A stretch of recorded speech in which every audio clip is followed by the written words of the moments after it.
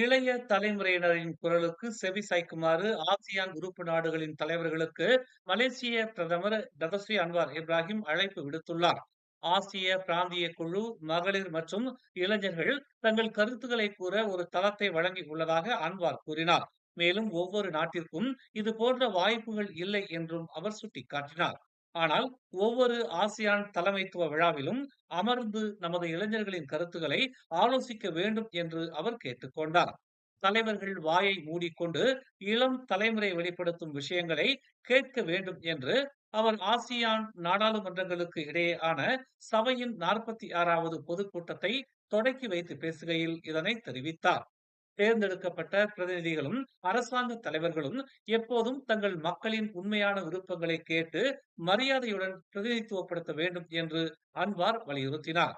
ஜனநாயகம் என்பது சில வருடங்களுக்கு ஒருமுறை தேர்தல்களை நடத்துவது மட்டுமல்ல, ஆளும் கட்சியை கேள்வி கேட்கவும் விமர்சிக்கவும் பொதுமக்களால் மதிப்பிடவும் அனுமதிப்பது என்றும் அவர் கூறினார். அதிகாரத்தில் இருப்பது பெரும்பாலும் தலைவர்களை ஊழல் தூண்டுதலுக்கும் தங்களுக்கென அதிகப்படியான செல்வத்தை குவிப்பதற்கும் ஆளாக்குகிறது என்று அன்வார் எச்சரித்தார். இயற்கையிலேயே அதிகாரம் ஊழல் செய்ய முனைகிறது. மேலும் முழுமையான அதிகாரம் முற்றிலும் ஊழல் செய்கிறது. அதாவது நீங்கள் எப்போதும் எச்சரிக்கையாக இருக்க வேண்டும். அதிகாரத்தில் இருப்பவர்களை பொறுப்பு கூற வைக்க வேண்டும் என்று அன்வார் விளக்கினார். அதிகாரத்தில் இருப்பவர்கள் செல்வத்தை குவிப்பதற்கும் ஊழலை வாழ்க்கை முறையாக ஏற்றுக்கொள்வதற்கும் ஒரு போக்கு இருப்பதால் அரசாங்கங்கள் தோல்வி அடைவதை தாங்கள் கண்டிருப்பதாக அவர் மேலும் கூறினார். இந்த மாத தொடக்கத்தில் இந்தோனேசியாவில் ஊழல் தொடர்பாக போராட்டங்களை நடத்தியவர்களில் மாணவர்களும் அடங்குவர். கடந்த வாரம் நேபாள் அரசாங்கத்தை கவிழ்ப்பதில் இளம் ஆர்வலர்கள் மற்றும் மாணவர்களும் முக்கிய பங்கு வகித்தனர்.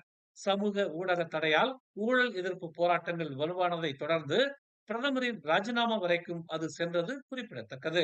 மேலும் செய்திகளை தெரிந்து கொள்ள தமிழ் மலர் நாளிதழை பாருங்கள். உடனுக்குடன் செய்திகளை தெரிந்து கொள்ள தமிழ் மலர் இணையதளம், தமிழ் மலர் செயலி மற்றும் மலர் டிவி யூடியூப் சேனலை வலம் வாருங்கள். எங்களோடு இணைந்திருக்க மலர் டிவியை பதிவு செய்து கொள்ளுங்கள். உறவுகள் மகிழ்ந்திட விருப்பம் மற்றும் பகிர்வு சேவையை சொடுக்கிடுங்கள்.